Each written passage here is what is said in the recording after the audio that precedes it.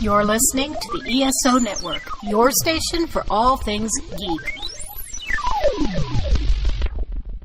Hey, it's Rick and Sherry from the Life in a Kilt podcast. If you are a kilt wearer, a kilt lover, or simply like to gawk, come hang out with us every week on Life in a Kilt podcast. We discuss kilt life, regular life, and everything in between and underneath. We've got humor, interviews, sketch comedy, pop culture, beer reviews, even indie music, and we discuss it each week in a way that only we can. Well, only the way I can. Oh, hush, I discuss it so much better than Whatever. Anyway, discover the joys of kilt life without ever leaving the comfort of your own headphones. Kilts aren't required, but if you've got one, feel free to buckle up. That's the Life in a Kilt podcast with Rick and Sherry every week on the ESO Network.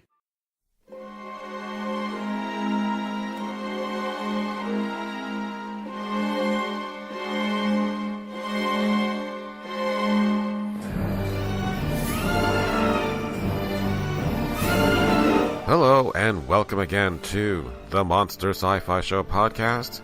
I am your host, The Monster, back to give you a long overdue sci-fi news podcast, though it's not going to be for this week, but for the post-Irma past couple of weeks that I've been kind of off the internet for a bit. But again, I haven't stopped planning. It's just taken me a while to kind of recover, and everyone is doing well at home, so it's not much of an issue. But something like this, which I've been through, and I'll talk about that in a moment, does take a lot out of you, both pre and post. So I am going to talk about my big three topics later on, but just to give you a heads up, I'm going to be talking about J.J. Abrams directing Star Wars Episode 9. I'm going to talk about the passing of Bernie Casey, and we're getting supposedly another Terminator movie with Linda Hamilton and Arnold Schwarzenegger and James Cameron on board. So that will be my big three topics, but let me take you back, way back, almost 25 years ago. And I had moved down to Miami about 6 months before Hurricane Andrew hit. And I was kind of excited about getting my first hurricane down in Miami, but being that I grew up in the Bronx, I'm like, oh, please, it's just a rainstorm. If you're lucky, maybe a tree gets knocked down. That's all. Well, the night of that hurricane, when it came, I heard this god-awful screaming outside my window, and it woke me up. Seriously, it scared the crap out of me. I thought it was some kind of massacre of animals being tortured or something to that effect, but it was the rain and the wind coming down so damn hard that it woke me out of sleep. And it really got me concerned. And so I started looking around. We had lost power in the middle of the night, and my thinking was, since you have to kind of freeze whatever liquids you had, you put it in the freezer, so if you lose power, you still have it as cold, or at least you can sustain it a little bit longer. Well, my genius mentality, unlike my superior mind of today, said, hey, let's put these cans of sodas in the freezer, so this way, if they become, we lose power, we have nice little ice-cold sodas. So as I'm digging out my flashlight and looking around to see what's going on, lo and behold, in the freezer are cans of soda that have exploded because of the pressure was too intense. And yeah, that was not a great move. And then we get the daylight coming up, and wow. It wasn't so much that we had a whole lot of devastation our way, other than some trees were down and tarps were missing from the open garages, the outdoor garages. But when I went out of the neighborhood and saw what was going on, everything south of where I lived, there was a lot more devastation that I've never seen in my life. Except for my times living in the Bronx, and namely the South Bronx, if you take a train and you see a lot of the neighborhoods before you head into Manhattan are basically burnt down, because that's what landlords do there, is that they do these fires to do these claims to get money. So you have a lot of these abandoned buildings, and you remember the smoke that emanated from those buildings. So it just looked like a different country, or like a worn-torn country, just undescribable. And yet when I saw what happened with Andrew, unbelievable devastation everywhere. I mean, there was not like a single leaf on a tree anywhere. Everything was open and bare, and it was kind of traumatic for me. And I didn't think that I would feel that way. And I felt lucky that we were on the exact same power grid as our neighborhood police. So we lost power for like a day or so.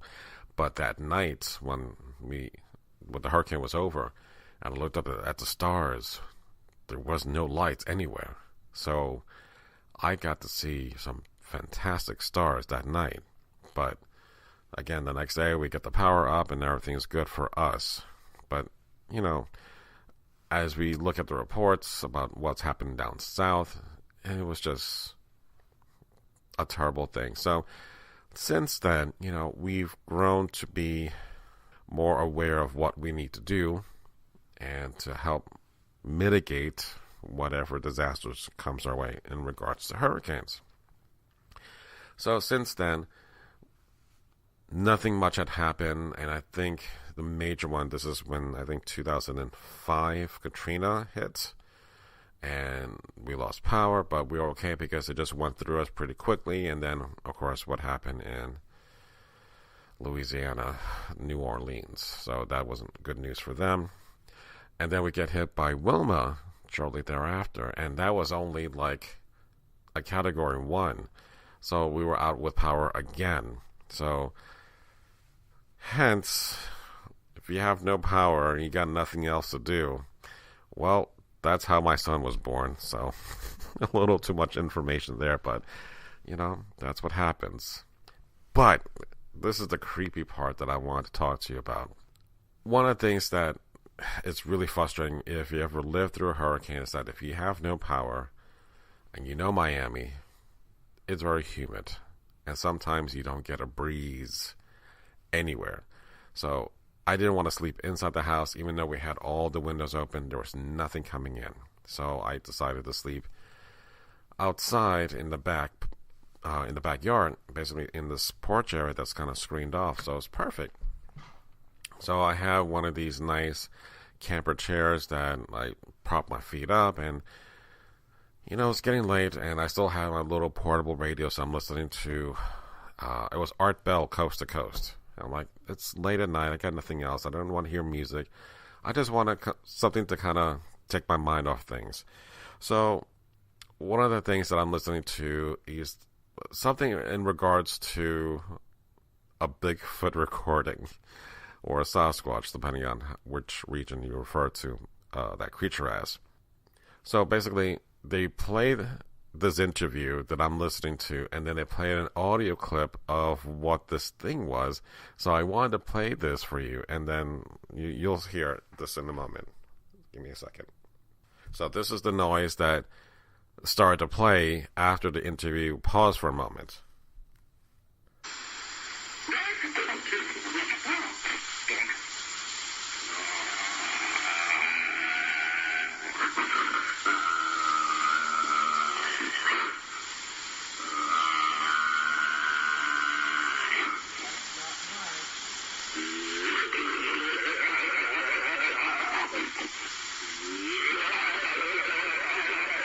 And then all of a sudden, I get a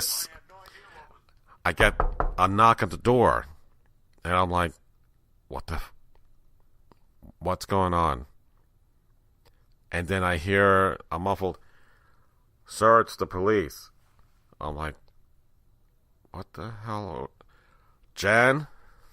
And I'm calling her. She's dead asleep. And I'm calling out her again. It's like, were you on the phone? And it's like, what? Were you on the phone with the police? No. And then I go to the door. Of course, I don't open the damn door because I'm not stupid. So I'm looking through the peephole. It's like, can I help you? Yeah, I'm from the police, and I got a call from Jennifer. And I'm like, no one called the police. And I'm starting to freak out because I can't see anything out of the peephole. And about a moment or two went by, and it's like, no, everything's fine. There's nothing here. And it's like, well, I'm calling about a report of a disturbance or something to that effect. I'm like, I don't know if this was legit, but hearing this weird Bigfoot thing and then hearing a knock on the door just scared the ever-living crap out of me. And I will always remember this. And of course, now you have at least an idea of what I went through, but I'm just like, wow, that really scared me. I don't... There are things that scare me. Most of the time, I'm okay to get through life and not be hampered by that. That was one of those moments that I don't ever want to go through again, because I did not know if the person on the other side was the police, and how this happened at the exact same time that I'm playing this recording. After, we got hit by a hurricane, I'm like, oh, geez, Rick, we're gonna die. So that was my second experience that's kind of memorable. But honestly, we haven't had a major hurricane since then, and that's, again, 2005. So now, 2017, my kids are pretty much have grown up along the way, and this is really not so much of a big deal, but we haven't had a hurricane in a very long time.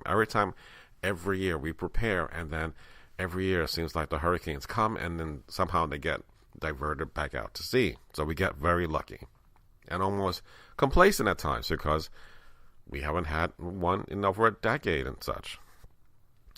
So when we got our notice that we had to now close the library, we had 2 days to prepare ourselves, but of course we've been preparing long before then. I was still in Atlanta with Mr. Gene. We were at Dragon Con, so by the time I got back and started work, we had about a day or two to get the library ready, and then we shut down, and then 2 days to get our house ready, and of course everyone else's. So we're waiting. The shutters are up. We have our supplies. We have things to do, and for the most part, we're waiting for almost 2 days to before it even hits us. So the worry was, at one point it was going to go east and hit Miami directly, and then start going west, in which the Keys ultimately got hit. And of course, we are still part of that big hurricane because it's 400 miles wide. So there's really no place that you can hide from other than your house, and hopefully that it was secure. You just have to kind of ride it out. It happens. So we just go on. But prior to that, my son, who loves Swedish fish, opened up a box, started eating his candy, and somehow one bite was too hard, and out came his tooth. So the Swedish fish had an actual tooth inside. It was the most disgusting thing. So not only is he bleeding, but he has the Swedish fish with a tooth in it and covered with blood. So that was an interesting little bit of news before the hurricane hit. It was a good laugh. And then Saturday rolls around. The rain is coming down pretty hard. So far, everything is good. We've been through torrential rains. This is Miami. This is what happens, especially during the summer months. Sunday morning, we lost power around 9-something.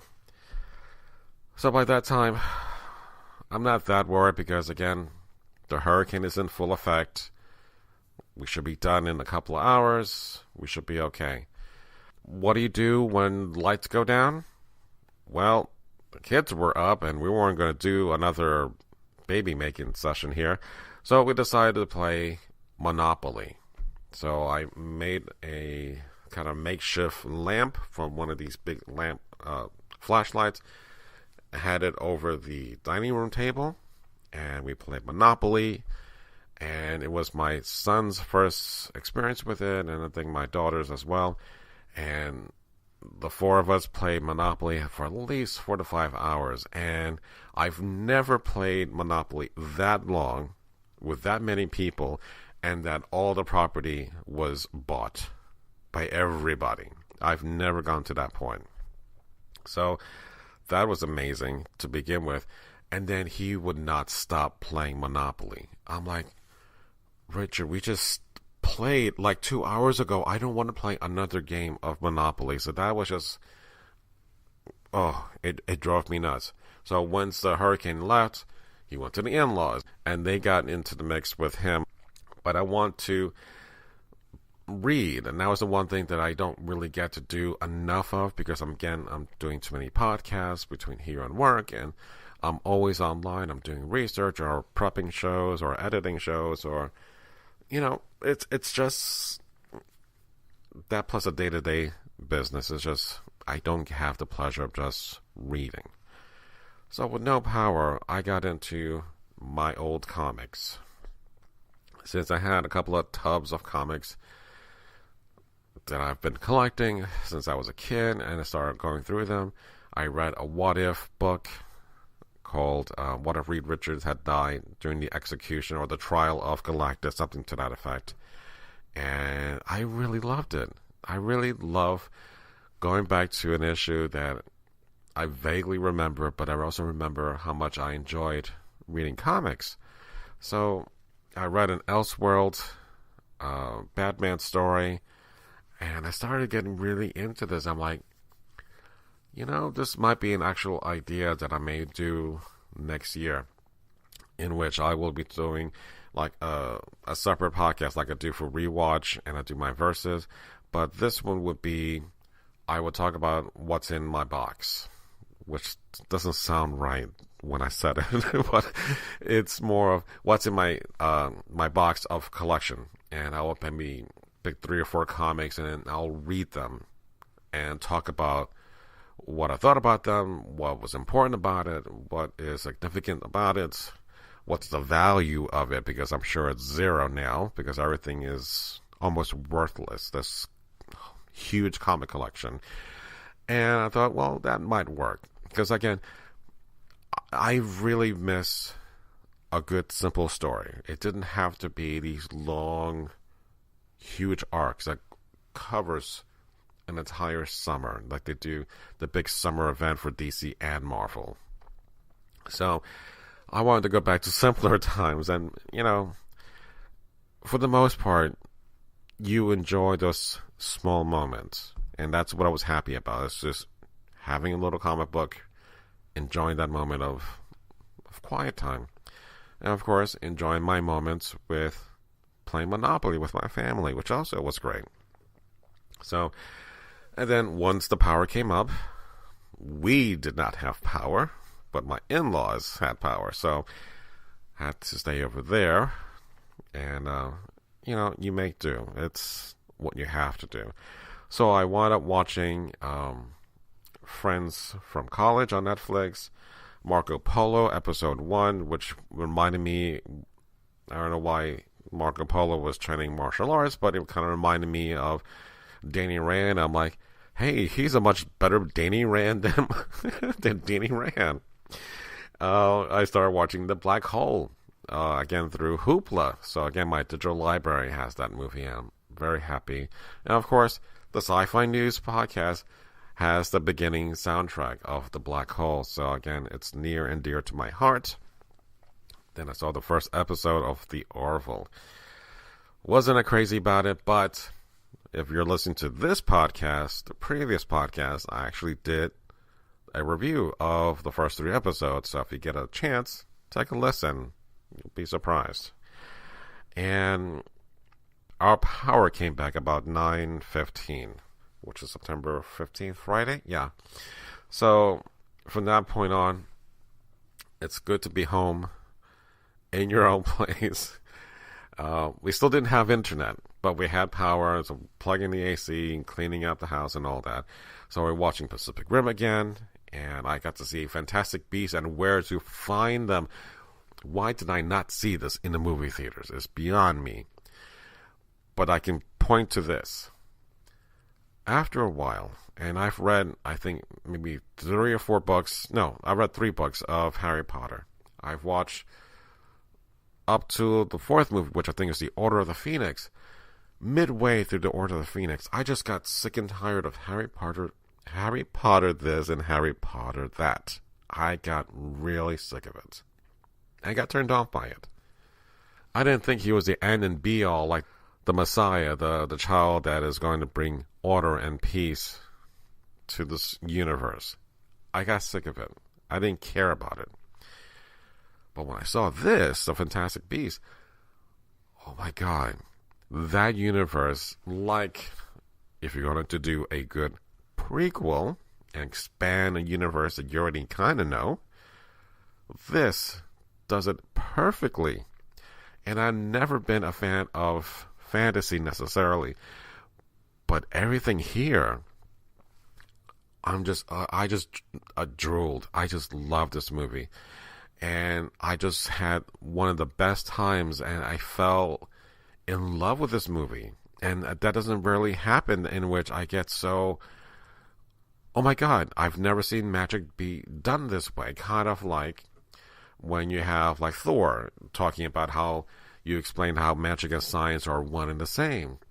So it's like when you see a certain thing a certain way, and like it blows your mind. So now that we know there's a wizarding school in America and there are other schools all over the world, and that the nomad is what we refer to here in the States as opposed to the muggles overseas, and I'm like, oh, that's fantastic.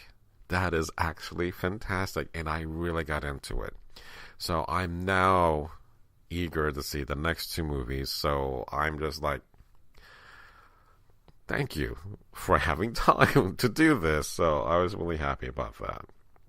All right, so again, this is like me yammering, but I wanted to give you at least an idea of what has been happening. So along the way, I hear this news that I'm just like, yeah, it makes total sense why they pick him. So Colin Trevor,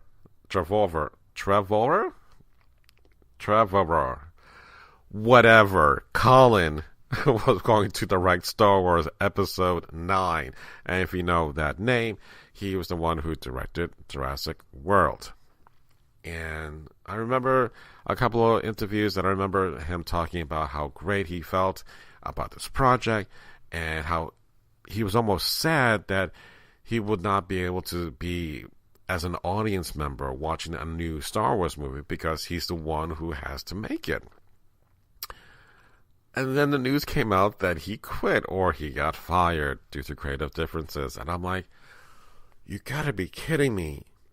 We have the Han Solo problem. And of course, it's been resolved with Ron Howard. So now you have this gap as to who's gonna fill it. That's a problem. Because you're trying to crank a movie every year and now your assembly line of movies is in jeopardy. So who are you going to get? J.J. Abrams. All right. I'm not going to say that that's a bad decision. From a business point of view, that's your go-to guy. That's your guy that got your franchise started over again. So even though I hated The Force Awakens, and I've grown to like Force Awakens, it's nothing like Rogue One that I love more so. So we have Star Wars, right? But we also had Star Trek, and J.J. Abrams directed the second one, which was Star Trek Into Darkness, which I'll be doing a podcast on that soon as a rewatch. It's not a direct sequel. That's always been my argument, is that a director who did a great movie should never direct the sequel. And The Kingsman also came out, which I had to do that podcast with Gene, which I have to find out, does that break my theory? Because we talked about James Gunn and the Guardians of the Galaxy 2 and how much we liked it, but it didn't have the exact same feeling or the elements that we loved from the first one. So, but we had this agreement that he has not liked Force Awakens as much as he did when we first did that podcast. And he thinks Rogue One is a much better movie. So, since we have a leap in between movies, it's quite possible we're okay. We'll be alright. But seriously, I wish there could have been someone else other than J.J. Abrams. But in this late stage of the game, they've already, I think, started pre-production, or they're going to go into production later this year. So you really can't have someone who is that outside, that green, come in and take over this project. You need to have someone who's done this before. And the answer is simple. It's J.J. Abrams. So, it is what it is. I just hope that in the end of the day, that even though Disney has made its investment of $4 billion to buy this right, the movie rights from George Lucas, that they're not shooting themselves in the foot. I like the idea of every year we get a Star Wars movie. Whether it's a sequel, part of the trilogy, or a standalone movie, which we're going to get a Han Solo movie, and then maybe we'll get an Obi-Wan Solo movie. That'll be kind of cool. Oh, what about a Darth Vader Solo movie? That'll be awesome. But, or even Princess Leia. I would go with that. But, is it going to lessen the feeling of, well, we got a Star Wars movie this year. You want to see it? Nah, we've seen so many every year. The reason why Force Awakens was spectacular in the box office is because we haven't had a movie since the prequels, and that was over a decade ago. So, and before then, we had the prequels. The reason the first one was successful because we haven't had a movie since Return of the Jedi, and that was back in '83.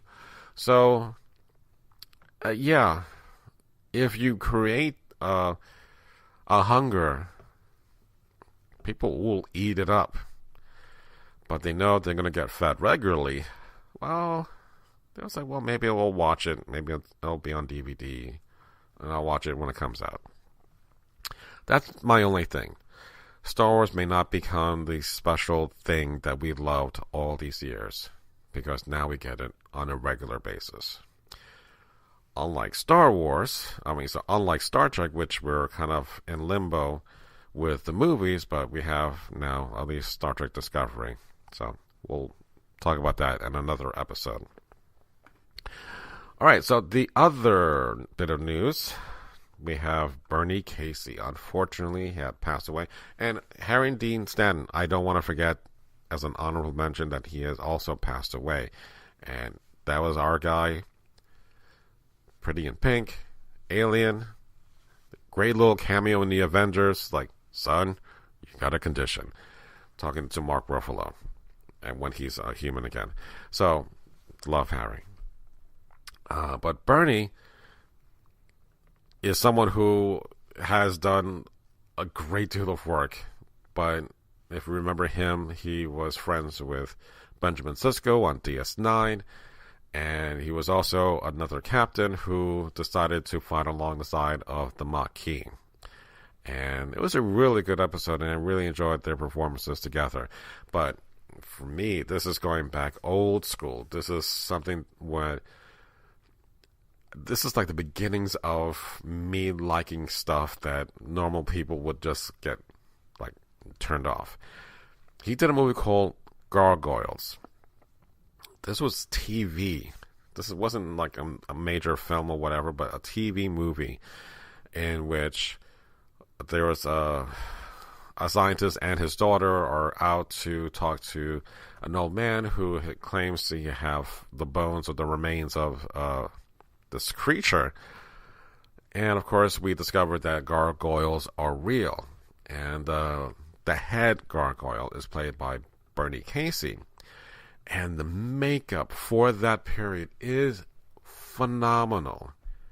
And they got the context in the eye. And of course, they altered his voice. But for its time, if you have never seen Gargoyles, and it's going to be a link in my show notes, it's on YouTube, and I watched that recently.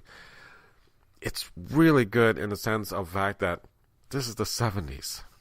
This was ahead of its time, and it's a great little... This is what you can do with a horror movie without having to be over-the-top torture porn. So, I love monsters. I love monster movies. This was the beginnings of my love for that kind of genre. So, it's really good. I mean, it's not good in the sense that it's the best movie ever, like Citizen Kane. No, it's not. But you can appreciate what they were doing back then. And also, the daughter was Jennifer Salt, who, if you know the name, she also played Eunice in a TV show called Soap, which I loved also. That was just a big comedy show on ABC. So, it's a terrible loss, and I really hate to see that has happened. But, we've talked about this. Let's celebrate the people that we have now. They're all doing great stuff. So our last bit is going to be, all right, we're doing this. Yes, we are. James Cameron wants to reunite with Arnold Schwarzenegger and Linda Hamilton to bring back the Terminator series. Okay. The original talk that I heard was that Cameron wanted to talk about why did the robots, the Skynet, whatever, decide to make a model that looked like Arnold Schwarzenegger. He thought that was a fascinating story as to what he would do to make this another series. All right. Well, in fairness, going back to what Cameron is doing, we got 4 sequels of Avatar that he has not yet finished. And this is 2017. I think we're not going to see those movies until sometime in the 20s. And then that's when they're going to start making these Terminator movies.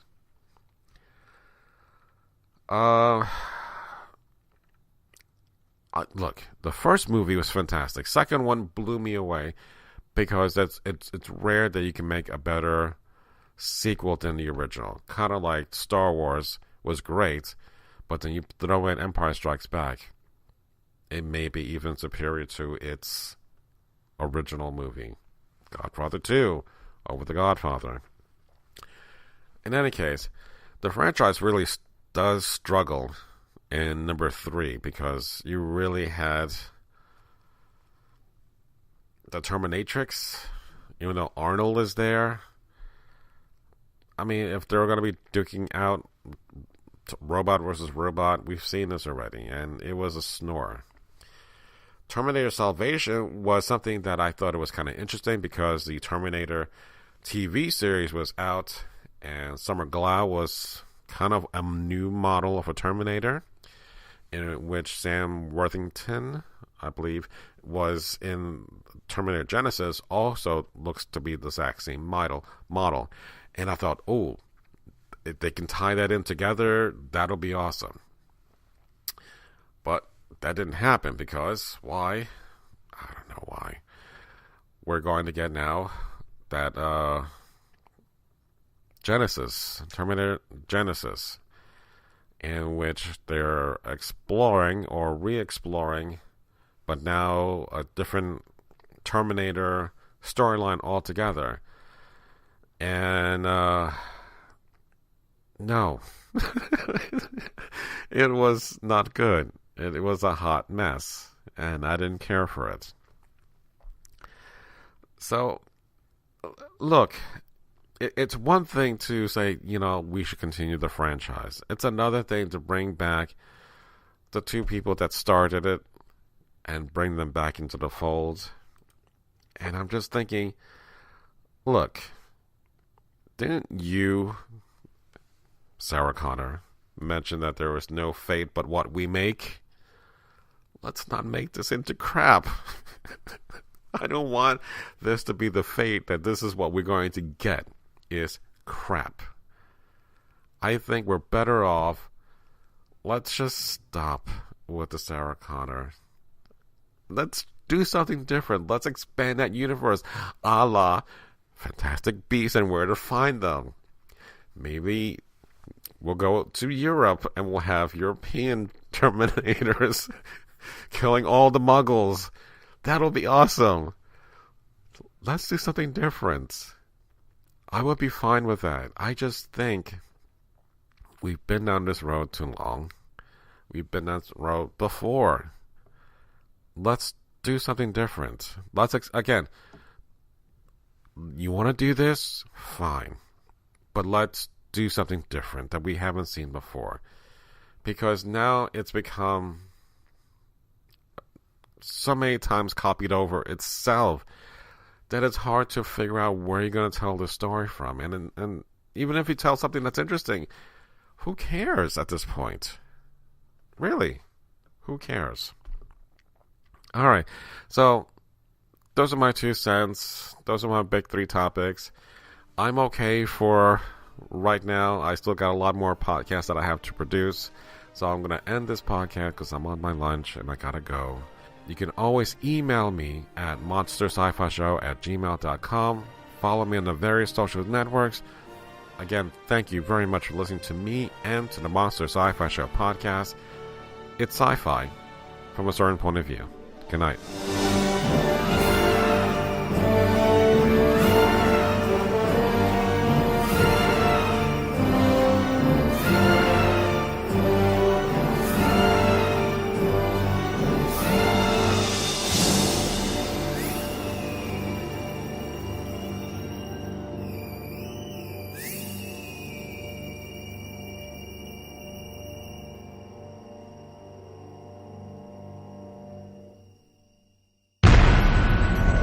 This has been a broadcast of the ESO Network, your station for all things geek, classic, current, and beyond. Be part of the crew at esonetwork.com.